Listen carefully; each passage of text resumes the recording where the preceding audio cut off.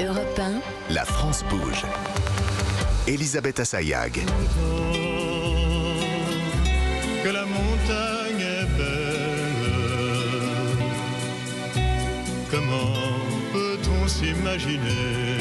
Celle-ci aussi, on va la garder dans la tête toute la journée. Elle est toujours très agréable à écouter. Aujourd'hui, on parle de ces activités de plein air. On en est à quelques jours de l'officialisation des vacances d'été, parce qu'il y en a beaucoup déjà qui sont en vacances depuis plusieurs jours, voire plusieurs semaines. Donc, le moment est venu d'aller voir comment se transforment nos envies d'évasion, qui se sont considérablement accélérées depuis la fin de la crise sanitaire. On en parle avec vous, Franck Chekroun. Vous êtes le président de la Fédération du scoutisme français. Nous sommes avec Timothée Deroux, le président de Manawa.com, et une autre pépite dans cet univers qui existe depuis mai 2019. Elle est née en Haute-Savoie. Elle s'appelle Les Petits Montagnards. La France bouge. La pépite du jour. Avec vous, Pierre-Gilles Massoulier, vous êtes donc le cofondateur des Petits Montagnards. L'idée d'origine a été lancée par votre épouse. Oui, tout à fait. Ça s'est passé comment ?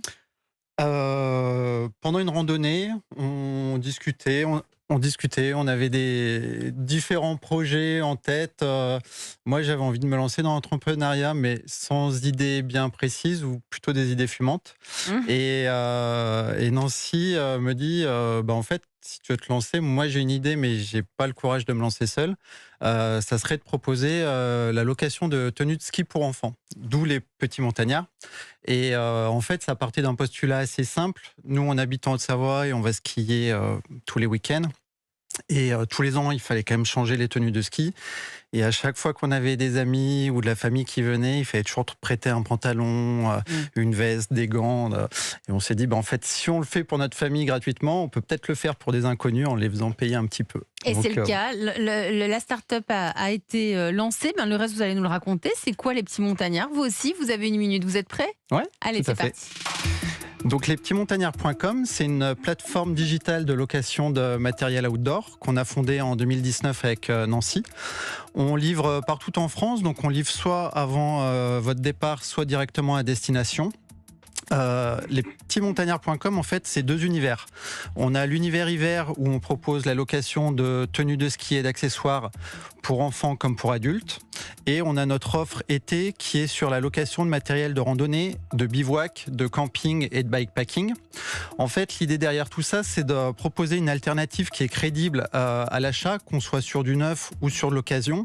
Et en fait, on se positionne par rapport à l'usage que l'on fait des choses, qu'on essaie de proposer une consommation qui soit liée à l'usage réel qu'on fait des produits. De notre côté, nous, on mutualise les produits, on optimise les taux de rotation, parce qu'on considère qu'en fait, pour produire tous les produits, nous avons utilisé des ressources pour la fabrication et pour l'acheminement. Et c'est terminé. Mais allez, je vous laisse terminer la phrase quand même.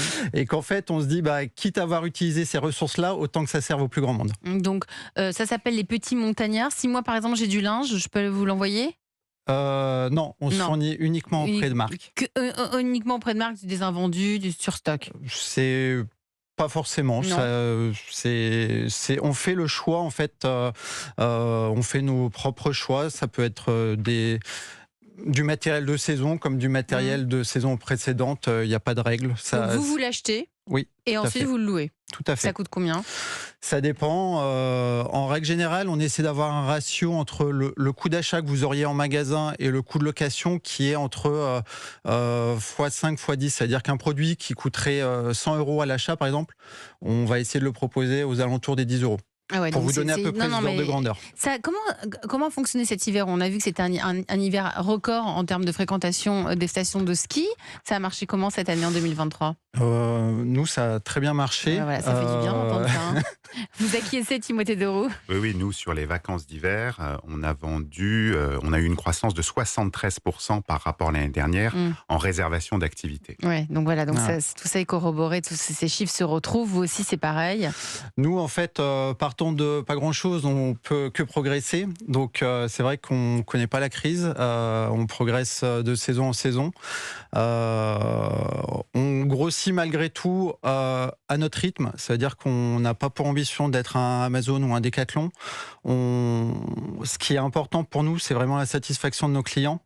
Et on fait en sorte de toujours garder ce niveau de qualité et de ne pas perdre. Donc, ça veut dire qu'on y va doucement mais sûrement.